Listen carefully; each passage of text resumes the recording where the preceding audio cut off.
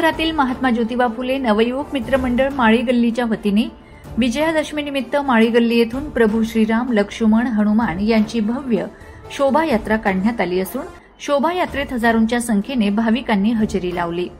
दरम्यान शनी मंदिर परिसर येथे रावणाच्या पुतळ्याचे दहन प्रसंगी उपस्थित प्रसिद्ध उद्योजक तथा भारतीय जनता पार्टीचे शहर अध्यक्ष चिंतनभाई पटेल यांच्यासह उपस्थित सर्व मान्यवरांचा सत्कार आयोजकांच्या वतीने करण्यात आला असून चिंतनभाई पटेल यांच्या शुभ हस्ते रावणाच्या पुतळ्याचे दहन करण्यात आले।